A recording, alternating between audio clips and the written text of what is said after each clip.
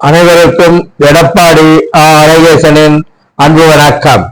வாழ்ந்து காட்டுவோம் வாருங்கள் எனும் முதன்மை பதிவு 118 அவர்கள் நம் நிழல்கள் எனும் துணை தலைப்பிற்கு உங்களை அன்புடன் அழைக்கின்றேன்.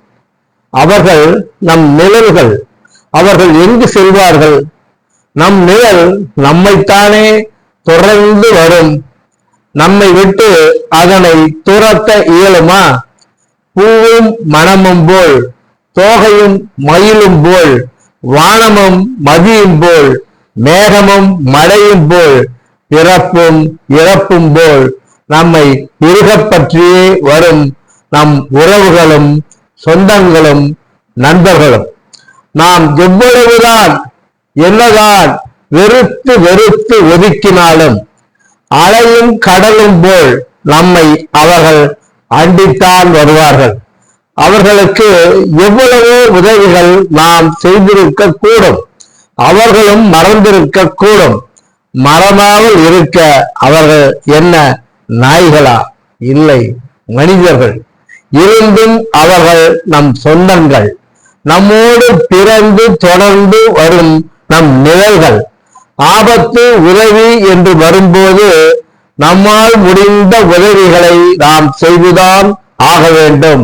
பழையவைகளை நினைவில் கொண்டு பகைவை பாராட்டுவதை தவிர்க்க வேண்டும். உதவி கோரியவர்களை தவிக்க விடக்கூடாது. நாம் உதவி செய்யும் நிலையில் இருந்தால் கால சூழ்நிலைகள் ஒரே மாதிரியாய் எப்போதும் எங்கும் இருக்காது.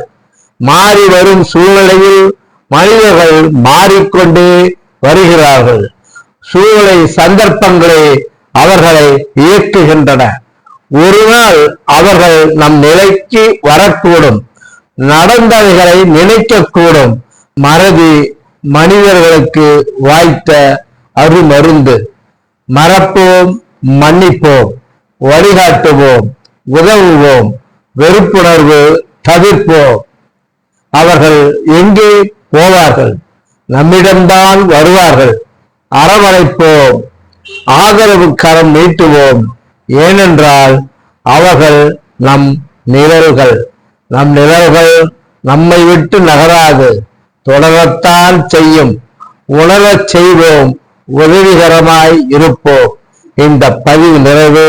இந்த பதிவு பிடித்திருந்தால் ஒரு விருப்ப குறியீடு செய்யுங்கள், மற்றவர்களோடு பகிர்ந்து கொள்ளுங்கள், கருத்தினை தெரிவியுங்கள், சந்தாதாரர் ஆகுங்கள். அப்படியே மணிக்குறியீட்டை அழுத்துங்கள்.